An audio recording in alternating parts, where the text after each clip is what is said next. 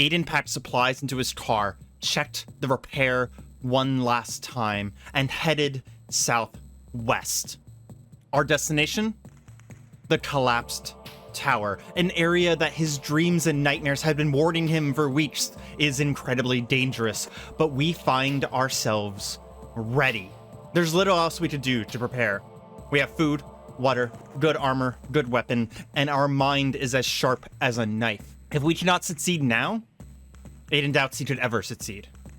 First thing we're going to have to figure out is how we even get there. We are going to have to drive on roads for the most part, and it does seem like we're going to potentially have to go through some cities. Hopefully we can get on roads for a lot of this. I don't really want to cross through Oshnet because we know that that city is just packed with monsters. There's a chance we could get through over here though, so we could go down the road and plot our route through here and then get onto this road. And hopefully that road doesn't take us through a... Oh, that's definitely a city down there. That's definitely a city. So perhaps we try and get through the woods over here. Unfortunately, we are going to have to do a lot of live scouting here. And I think that even getting to the tower is going to be a bit of a journey. Well, we've already reached our first barrier trying to take this car here. I want to see how close we can get to this forest before it's a problem. Almost drove into a rock right then. Would have been a little unfortunate. Fortunately, auto drive does do Aiden a lot of favors here. Can auto drive find a way through? It can't. That doesn't mean that we can't. What did I run into? How bad was that? Not as bad as I thought. Okay. So those little bushes are way more of a problem than I thought. We should be able to go through right here, though. What is that? Chamomile. There's no way a flower is going to do damage to us. Hey. There we go. We just barely managed to thread that needle. And we can keep driving. We see a Mido. It's hostile, so I think we have no choice. We're going to take it down. It already saw us. Easily done, though. Easily done. Okay. So we're going to want to head west here, and then we can run on this road for a little while.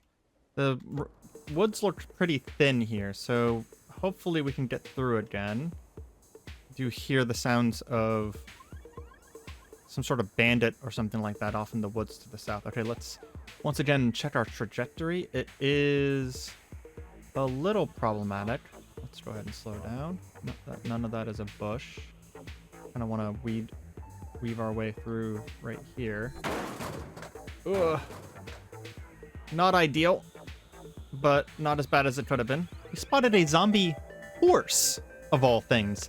As Aiden was going through his country drive, we see a deteriorated state of a zombie's horse. Ghastly features, protruding ribs, off-white skull, and decayed, tattered muscles. It doesn't seem like it should be able to put up much of a fight, but something deep inside gives it power.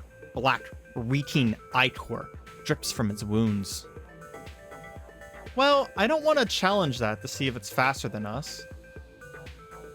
So I think that this is one of those moments where we stop driving, pull out our Gion, and quickly get out. Oh, geez, it hit the car several times. Damn you. Please stop hitting my car. Took out one of our headlights. Our battery is in our front left, and so is our engine there. Okay, there's nothing nearby right now. Can we repair this specific spot? It might be possible. We made sure to bring a bunch of stuff with us for repairs. Okay, so we do actually have the stuff to repair, but we would need chunks of steel. So the first time that we see something that we can break down, I believe that Aiden is going to stop to try and gather some chunks of steel and carry it with us in the car. Because keeping this car alive is a big deal for us. Oh, the countryside is filled with such wonders as we see a zombear.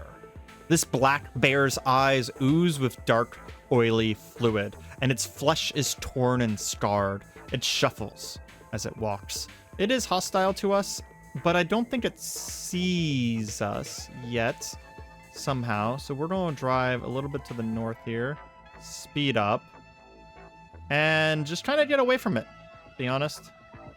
Just trying to get away from it. There's a serving area interface down south there.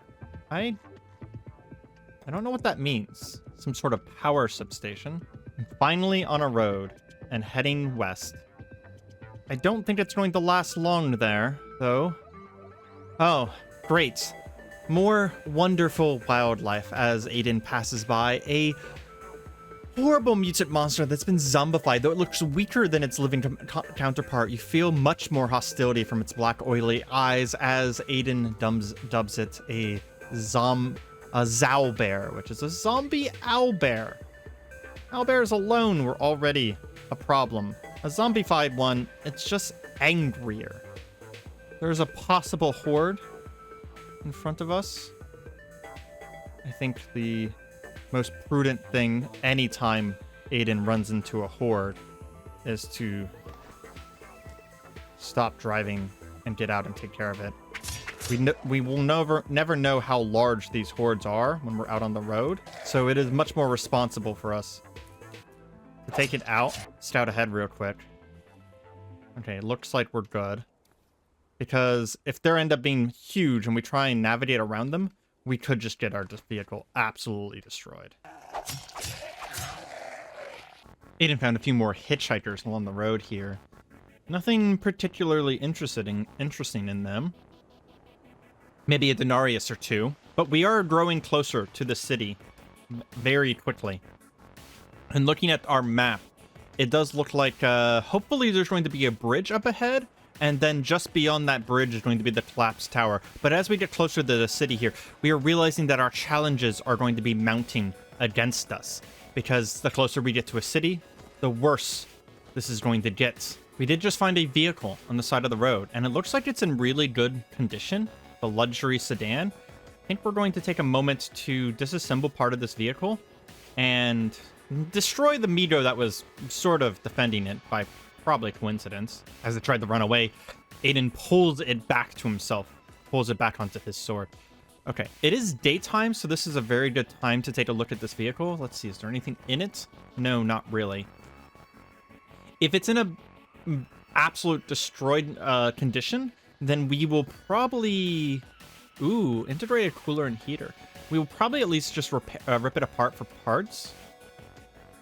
The alternator is destroyed, the battery's destroyed, so is the engine, so we're not terribly interested in that. It does have a couple fully repaired windshields. How hard are these to remove? Very easy, in fact. Ah, but I broke them.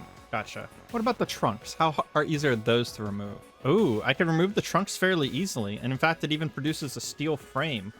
I have an idea. Let's go ahead and back our car up to be right next to this thing so that we can use the tools from that are inside our coupe here to do our work.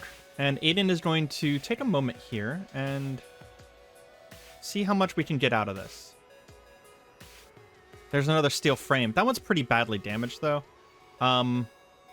Let's haul the crap steel frame to, like, here. Can we break this apart? It would give us 20 lumps of steel, but it would take us 40 minutes. I think we're going to turn on our aero evaporators, and we'll just go ahead and try and break this apart. We have a few moments, and I think that this car side assembly here... Wow, did we seriously disassemble it and fail to recover a single lump of steel? Wow. Come on, Aiden. You can do better than that. But I think this car side assembly here is going to be very valuable to us because it means that we're going to be able to take a moment to make sure that our vehicle is in a better condition, considering we are about to approach a city.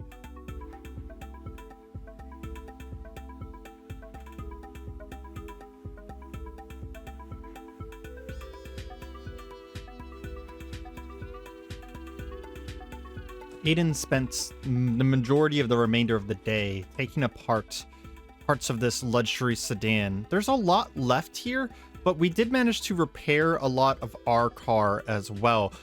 His frames now on the outside, mostly repaired. There's a few that could probably do with some work still. And the majority of the car is actually back in a good shape, and we also installed a lot more storage. In fact, we'll even take with a lot of these parts that we've left on the ground, just to make sure that we have some useful pieces of parts to bring with us. So probably slow down the car a little bit. Actually, safe top speed is still 116 miles per hour. So we're still doing very well. And our car battery is sitting at 32%. Vehicle tank is sitting at 27 liters. So everything is still doing very, very well. And we're nowhere near the total cargo value of the ship. And the mass has not really been increased too much. We've also only used about 2% of our diesel this entire time as well. Eventually, we're going to want to expand this and make it larger, possibly adding 2 more tires near the back here. And this would be a good opportunity to do that. However, it is approaching nighttime, and Aiden really doesn't want to have anything weird go on here. Actually, there's even an anemic mold nearby. I think we're going to take care of this before it causes any problems. I do think that with the range of vision we have, it's going to be very, very bad idea to drive at nighttime here. Can we turn on the lights by chance? That's generally bad for us, I would say. I think what we'll do is we'll back off into the forest a little bit here. Turn around, and we'll stay in the forest for the night, and we'll continue driving in the morning. Stay in the center of the road so nothing gets really cover against us.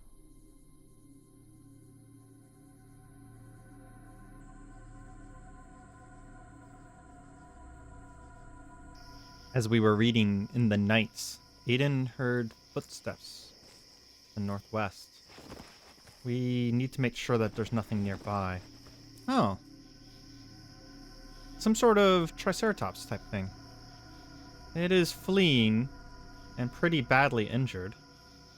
Oh man, it's so badly injured that... Yeah. Aiden reaches out, rusts against a nearby wall, and... Oh. Unfortunately, I think we did an overkill job because we instantaneously pulped it. I think we're going to risk turning on our flashlight for a moment. Doing a quick butchery of this. See how much we can get. Oh yeah. We got at least a decent amount of chunks of meat and fat. Go ahead, turn our flashlight back off. And... we don't have a way to cool this, but did we bring what we needed to, I don't think we have a campfire either, now that I think about it. Worst case scenario, it goes bad, and we get rid of it. But there's a chance that we can actually do something with this meat before it goes bad. Especially if we were to cut down one of these trees nearby. On top of that, we can gather fruit from these trees and honestly have a lot of food on us ready to go. Strangely enough, I think it's actually much safer for us to leave our ultra bright flashlight on in order to read, just because we'll see things coming from a good distance away, and we can deal with most of the things that are out here. Well, that is, unless our ultra bright flashlight just powers down. Well, in that case, we are going to step away from our car in order to read. We don't want things running through our car to get to us if we're out here reading. I would say it seems safe enough that we can take a nap.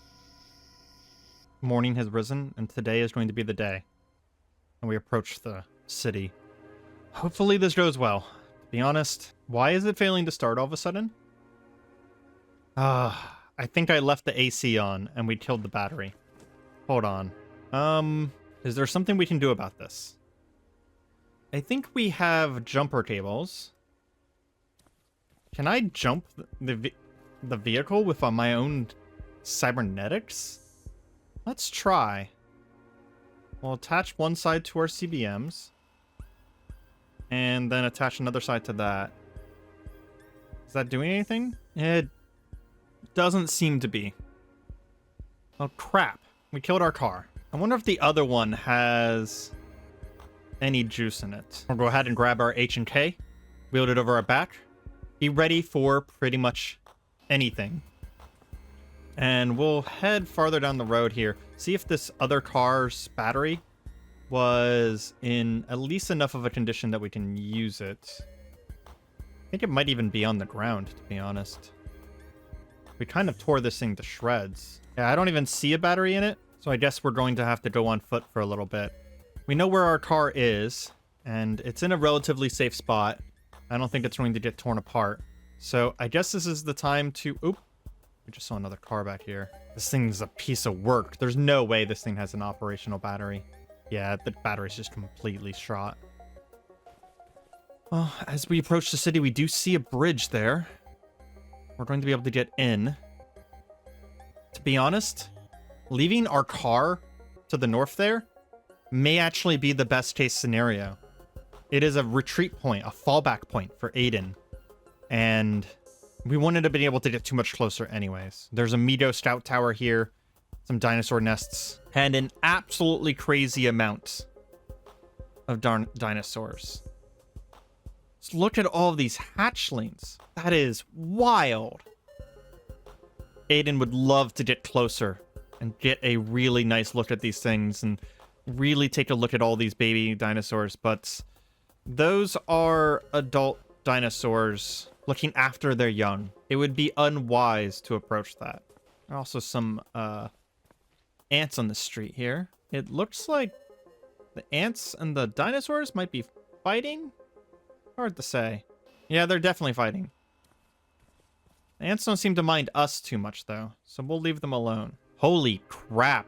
There's one enormous ant out there, the size of a cow, hairy and red. Bulging pincers ascend from her jaws. Given the relative size of the ants to their body size, you don't doubt this one could shove cars around or rip through solid walls. Well, it's ignoring us, so again, we're going to ignore it in response. The ants just seem to be curious about us, not much else. So we're going to just try to move on. Yeah, it looks like there's an anthill to the south, which is where the majority of this is coming from. We don't want these ants to get back up, the ones that have died, so we'll pulp any that we see. Aiden was born and raised in the south in Florida, an area that he never really called home, but is familiar with the idea of fire ants. So the idea of gigantic mutant fire ants does cause some pause here. But realistically speaking, as long as we don't attack any of them, it seems like they're leaving us alone, and this giant hive of fire ants might actually be really useful in the long run. If we run into any problematic zombies, we could just bring them back to the fire ant hive and deal with them that way. Speaking of, it looks like that's already happening to some degree. There are some ants fighting some soldiers here. However, this is also a minefield. This is not a great way to approach.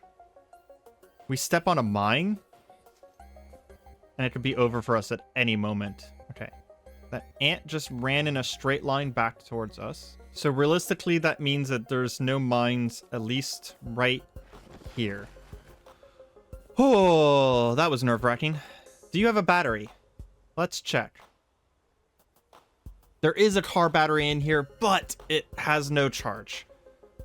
I will say the heavy-duty frames here are encouraging. We could take a whole bunch of frames off this thing and add them to our car. So we will at least remember where this car is. And it looks like there's a small war happening between the ants and everything else here.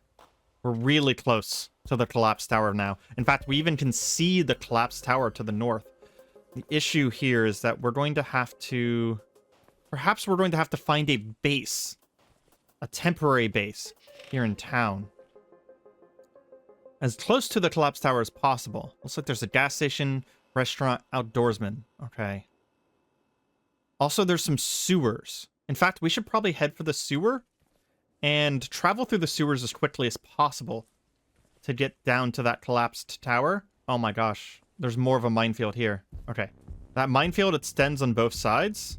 And apparently, we are perceptive enough to have spotted the landmines. Hopefully, the zombies aren't perceptive enough to spot landmines. As Aiden stepped into one of the buildings to the south, we immediately spot a small horde and an incandescent husk. A zombie visible only as a glowing white silhouette in what you would have squint to see, cloaked in a crackling field of lightning that pulses like a beating heart. It slowly walks It walks slowly and deliberately, the thunderstorm surrounded it, eagerly grasping to anything conductive within its grasp.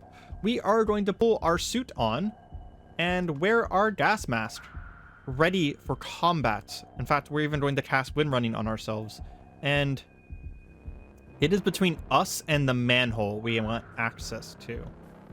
There's a good chance that we take down the vast majority of these, as Aiden does have a moment of darkness here that we could use to our advantage.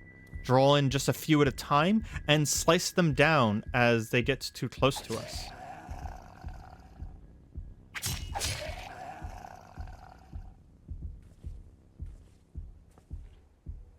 We seem to have, with a whistle and a step, caught the attention of a decent amount of them.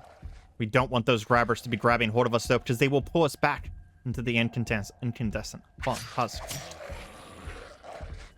Aiden steps out into the lights and yells, ready to face the husk itself. It staggers as Aiden lashes out against it with his mind, watching it come in, a marching thunderstorm moving through the building. He takes a deep breath, checks to make sure his environmental suit is fully on, and steps in to attack it. Seems to be blasting us with EMP, as even with our suit protecting us against lightning, we did get drained, and a couple of our items got ruined. It ruined our MP3 player and our handheld game system, but it looks like it didn't. Oh, it ruined the archive too. Damn. Well, fortunately, we have a backup for the archive, so I'm not too worried about that. There's also a chance that we could simply repair it. In fact, I'm actually curious. Oh, we're out of charges in our welder because of the EMP blast literally disabling our cybernetic powers, even through our suit that made us resistant and nearly immune to electrical discharges. The EMP blast itself still did us in. And it looks like the manhole is probably covered by this broken car. So that fight, that loss was for nothing. I think we're going to head south and head to the next manhole, see if we can get access to it. Staying near the river, we need to back away, but we are going to move as quickly as we can.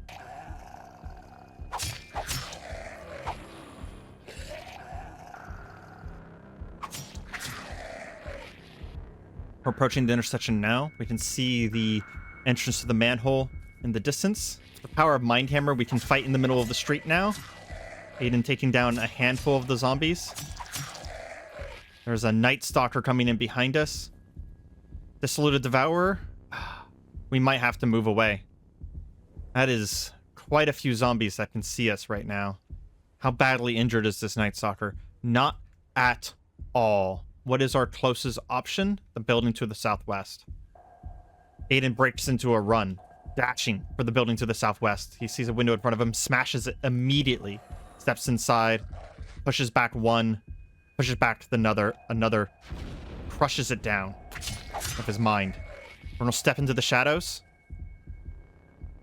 As we step into the shadows, the Night Stalker vanishes, as we are going to activate IR mode on our glasses to try and see if we can spot it in the dark.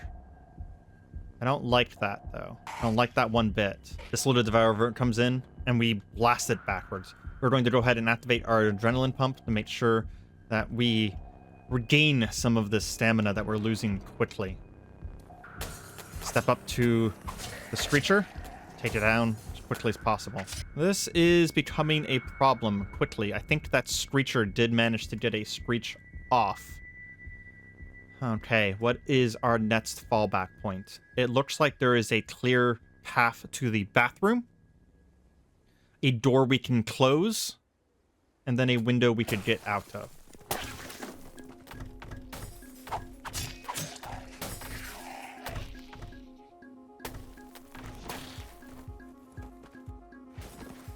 Aiden climbs up to the rooftop, lays prone, catches his breath. Okay.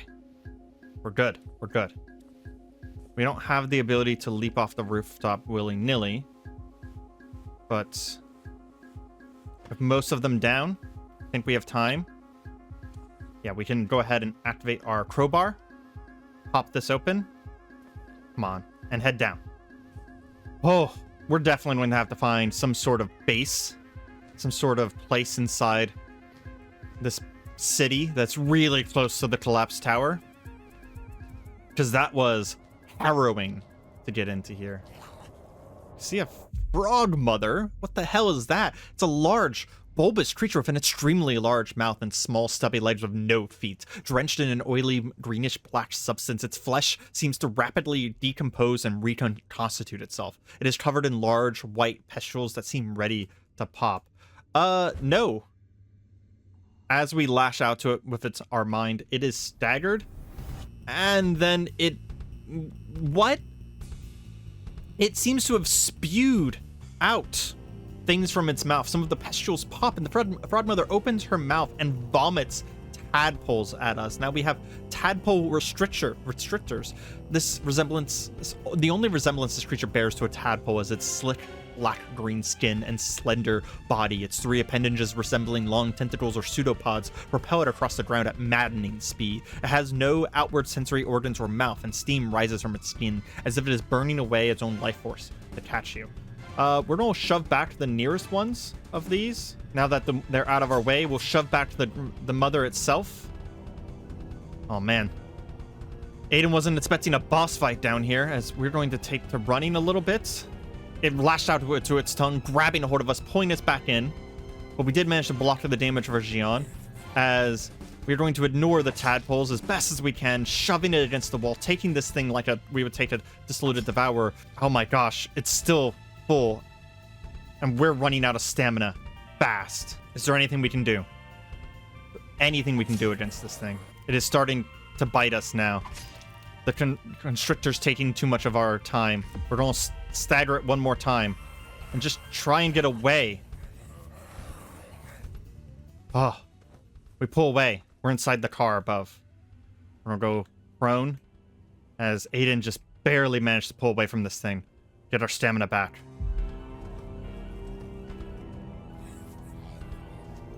Back down in the sewers. Now more confident because we're close to the ladder to get out of here. We are going to activate our Night Eyes again and do battle with this creature. It resisted our force push before, but now we're at full stamina as Aiden brings the full weight of his power down on it, shoving it again and again and again and again. Eventually, we crush it through the wall, taking a deep, heavy breath. That thing almost killed us. Our torso is wrecked. What the hell even was it? Oh. We find a small inside room. We'll take a few minutes and repair and recuperate ourselves. It looks like we either don't have the skill or the knowledge to repair our archive. It's not even a possibility for us. I'm not sure how that works, as Aiden does kind of poke around at it for a little bit to see if it's something that he could do, but we don't think so. We had seen that there was a subway exit right near the location of destroyed tower, so hopefully we can get to that as Aiden now moves cautiously through this subway. We did just come across a wooden stepladder, as I think we're actually going to grab that and take it with us, because there's a good chance. What the fuck is that? A gastrobufo. Massive toad stumbling around while leaking acid from the skin. It doesn't look friendly at all. Yeah. More toads. Aiden is taking them deadly seriously now. We do need to step back again. We did realize that our nanobots had been off, which is why we were not repairing while waiting in that darkness. All of our welding on the cars had probably knocked our nanobots out.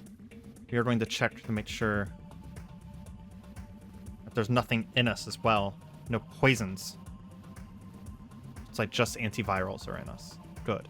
Good. Even with the danger of these frogs and these other creatures down here, it is faster and safer to travel through these sewers than it is up top. Almost to a ridiculous degree, to be honest. There's some sort of station place here that used to rest. It's something we need to keep in mind, that these things exist, because that would actually not be a bad place in order for us to rest for the night.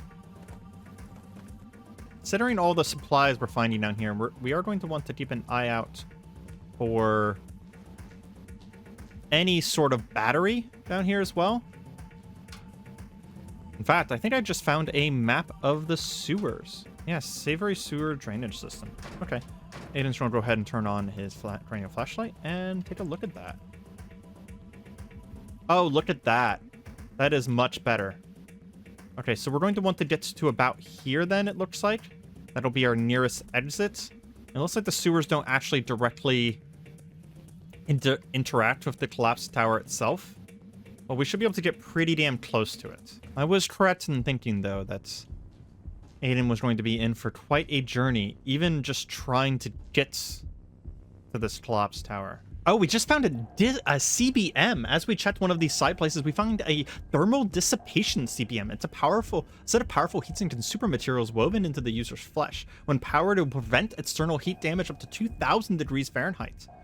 Ooh, does not affect internal heat, though, but still, that is amazing. Wow, we also just found an air filtration CBM, which allows toxins and airborne diseases to find their way into the windpipe. It will attempt to remove them. So that would replace our need for a gas mask most of the time.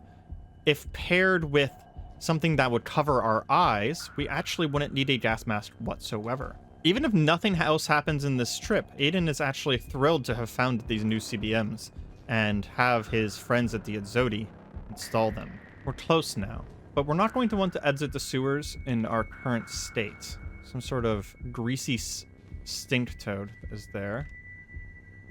We're going to want to kill that. If we run into another frog mother, we will probably be in trouble. Let's at least just take a look around. What are we dealing with? Oh boy. Okay. Well, we have one full block to cross before we can get to the collapsed tower itself. And that is quite the journey. We are completely surrounded in zombies. Aiden does a quick count and counts over 44 of them in the nearby area. We're just going to go ahead and step back into the sewers here. And there's no better exit, right? I don't think so. Okay, so what we're thinking here is that what we need to do is rest until nighttime. We've cleared the path now on where we need to go and what we need to do. So I think we head back to one of these rooms, the more comfortable of them. Take a little bit of a rest. We saw a room back here that had a couch in it. We'll take a little bit of a rest and be fully prepared. But we're going to want to go back at nighttime. Because there's no way we're going to be able to cross even one block of this city. The dead center of this city that has not seen any amount of assistance or clearing out in order to get to this collapsed tower. And again, we're going to want to create a safe haven. So we're going to want to check all 6 of these buildings here to see if any of them has a second floor that we can hide out in that is close to the collapsed tower so that we can take advantage of its situation. But for now, I think we're going to go ahead and... I was actually really hoping we could sit down and read, but I just forgot that we had managed to get our archive destroyed. Worst case scenario, we can go ahead and practice some of our more basic of abilities. Lacking anything else to do, Aiden did actually decide to just go ahead and get some sleep. We slept through most of the day and realized as we woke up that, well, we had sort of forgot a very important step here. We did not bring with us any of our food and water. So since it's about to be nighttime anyways, I believe we're going to head back up real quick to the surface. And while we're waiting for night to fully set in, we are going to grab our food and water from the nearby vehicles. Unfortunately, it's not quite fully nighttime, but there are some trees nearby. We can sate some of our basic hunger on.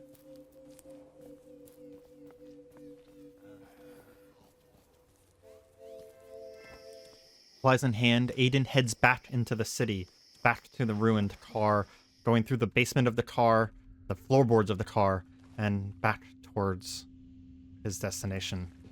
It is nighttime now. We can probably cross a decent amount of the city all at once. This is going to be our best opportunity. We want to again check these 6 buildings nearby to see if any of them is going to be a good hideout for us, making sure to not cause too much noise at any point. Oh, speaking of noise, okay, well, this is not going to be our hideout, as there is a small horde of them in the back here.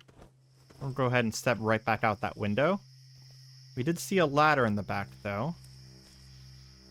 Okay, so it looks like there is a second floor. Ooh, there's 2 solar panels here. There is a second floor here as well. I think we're going to go ahead and mark these solar panels. Because worst case scenario, we can always leave with them. And it'd be really nice to get solar panels on our vehicle, because then it could just recharge itself. One thing that I am noticing, though, is that all of these buildings are 1 story tall. So we're going to have to head a little bit farther to the northwest here. Perhaps this restaurant here.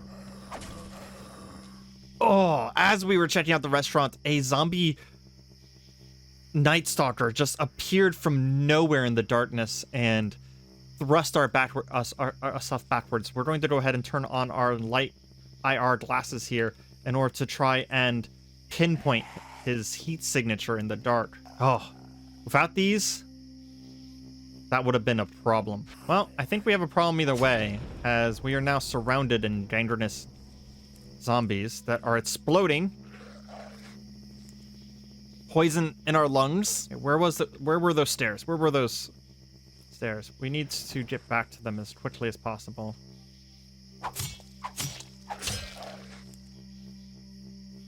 The dangerousness crawlers is a bit of a problem. They are going to be making a lot of noise.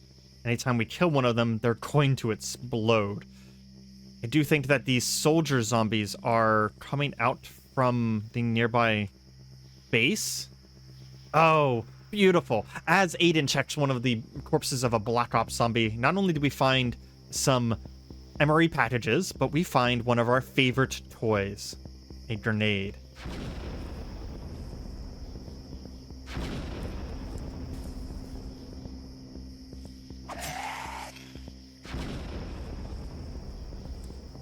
A handful of gangrenous crawlers down.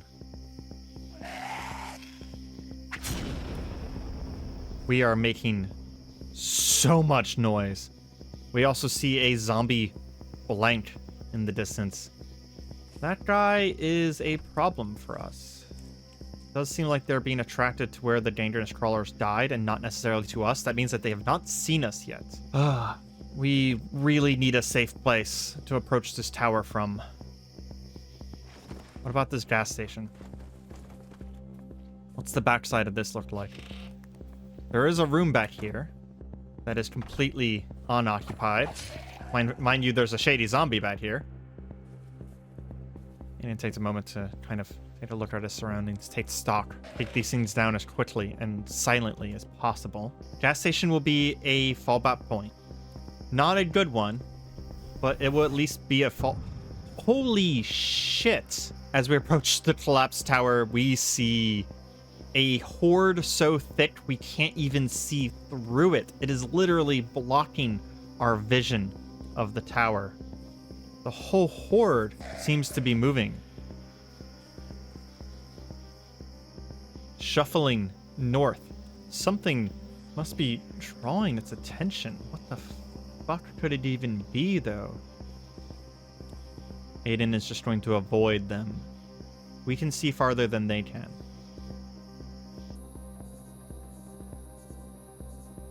It seems like they've moved on, at least a little bit. We do see one of these gangrenous impalers. We know what these things do. We're going to go ahead and take it down. And for fear that we're going to be attracting things across the street to us, we're going to start moving towards the tower immediately. Perhaps we can get into the higher levels of the tower. very quickly. I don't see an entrance here. Some of the zombies from that horde are coming back our way now. We need to get inside quickly. There's a lot of noise being made here.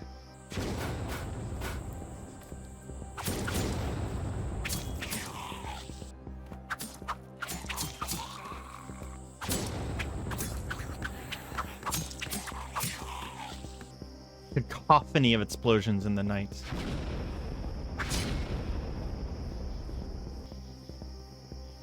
But as the zombies approach Aiden, they all keep falling down holes into the tower. That's probably both good news and bad news, as we're going to have to deal with them later. And then we see a true horror of the night, a nightmarish spider of gore standing tall among the ruins, keeping silent watch of the blighted landscape. Its spindly limbs of bone slip between the rubble with otherworldly speed. Scissor limbs. These are extremely dangerous. And if there's only one, I believe we would be confident that we could take it down. But with two, that confidence goes out the window immediately. I think we need to circle around this place to the other side and see if we can't find another way in. The place is destroyed, torn to shreds, and absolutely filled with strange creatures.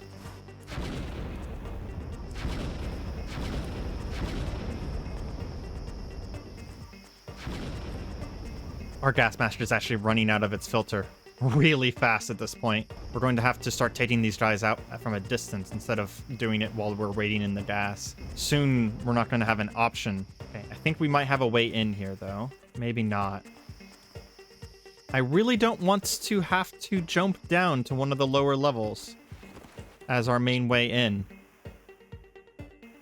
We did bring a stepladder, though. Worst case scenario, we could find a hole that is in a particularly good location for us, a particularly advantageous location for us, and use the stepladder to get down. Or, alternatively, get up. For any places where we can see what the floor above looks like. It is a collapsed tower, correct? Theoretically. Let's see about this. Okay, so we're going to take the stepladder. Okay, this is not a good place. Take the stepladder. Bear! Put it back in our lifting fields to pick our Geon back up. We should look down the holes first. Keep down this hole. Some sort of strange machinery down there. Oh my gosh, look at this place down here. This is a mess. This is a mess. However, I will say, those hazy clouds, they make me worried. With our gas mask being so close to empty, we're going to need a better gas mask. It looks like that place is just absolutely filled with toxic gas of some kind. And we could probably go down right here, get rid of the dangerous crawler, but we would really need a better gas mask at this point. Let's search the nearby bodies. There are a lot of them.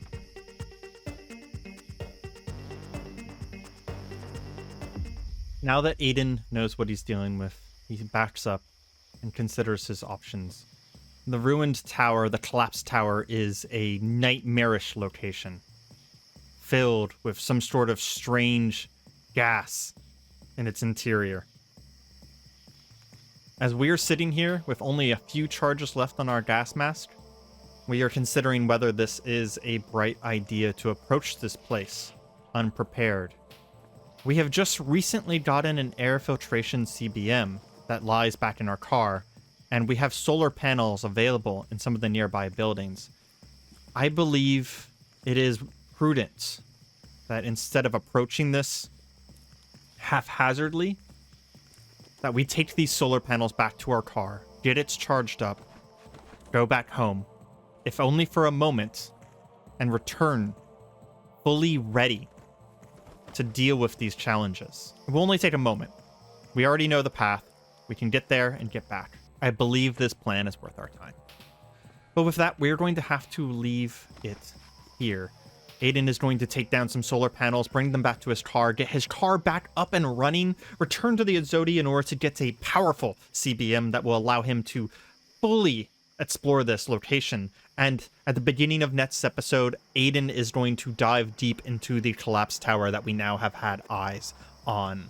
I hope you guys have enjoyed this episode. If you have, please do not forget to leave any suggestions in the comments, like the video if you want to see more, and subscribe for more Cataclysm and hard video game stories. I'll see you next time. Goodbye.